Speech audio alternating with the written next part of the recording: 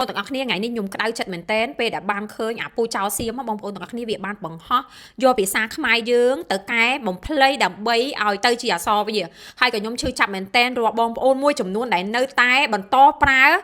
អីវ៉ាន់សៀមនៅតែមិនចេះឈឺចាប់នៅតែមិនចេះឆ្អែតឆ្អន់នឹងអីវ៉ាន់សៀមគេមើងងាយគេមើលថោកប៉ុណ្ណឹងហើយនៅតែប្រើរបស់គេនៅតែអត់របស់គេមិនបានណាបងប្អូនទាំងអស់គ្នាអាពូចោលសៀមរិចបណ្ឌិតសភាប្រកាសបោះពុំអក្សរខមថៃនឹងលើកទឹកចិត្តឲ្យអ្នកសិក្សាយកមកប្រើបងប្អូនទាំងអស់គ្នាជាភាសាសៀមប្រើអក្សរខ្មែរសរសេរមានន័យថាឈុតបែបអក្សរខមថៃជារឿងដែលយើងទាំងអស់គ្នាជាកូនខ្មែរគួរតែដឹង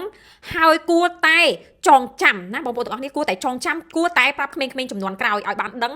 ពីប្រវត្តិសាស្ត្រឈឺចាប់នេះបងប្អូនទាំងអស់គ្នាហើយការសរសេរបែបនេះនៅប្រទេសសៀមមាន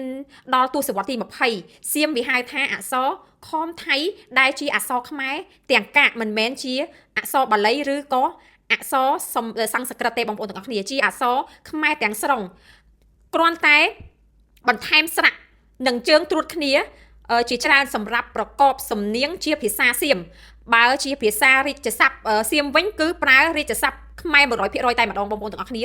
ប្រើ 100% តែម្ដងហើយបងប្អូនទាំងអស់គ្នាកុំតែអ្នកនយោបាយថៃនប់ពាណិជ្ជកម្មទេបងប្អូនទាំងអស់គ្នានឹងខ្លាចបារាំងដាក់ជាអាណានិគមទៅសៀមប្រើទៅសៀមប្រឹងបន្សល់អតិពលអក្សរខ្មែរដើមទសវត្សរ៍ទី20ដើម្បីឲ្យសៀមនៅប្រើអក្សរខ្មែរសរសេររាល់ថ្ងៃនេះបងប្អូនទាំងអស់គ្នាគឺវាកូពីយើងទាំងស្រុងតែម្ដងបងប្អូនទាំងអស់គ្នានេះគឺជារឿងដែលយើងត្រូវឈឺចាប់ហើយនេះគឺជារឿងដែលយើងត្រូវចងចាំបំផុតតែម្ដងបងប្អូនចងចាំអីបងប្អូនចងចាំថាសៀមគឺជាចៅប្រវត្តិសាស្ត្រមិនត្រឹមតែលួចទឹកដីទេសៀមគឺជាចៅប្រវត្តិសាស្ត្រលួចទាំងអក្សរសាស្ត្រលួចទាំងវប្បធម៌លួចទាំងសម្លៀកបំពាក់ដែរខ្មែរយើងបានតាក់តែងរៀបចំថែរក្សាជាកេរដំណែលក៏វាលួចវាប្រឹងលួចកែបំភ្លៃដែរបងប្អូនទាំងអស់គ្នាអញ្ចឹងបងប្អូនកុំភ្លេច share វីដេអូខ្ញុំម្នាក់មួយផងអរគុណបងប្អូនទាំងអស់គ្នា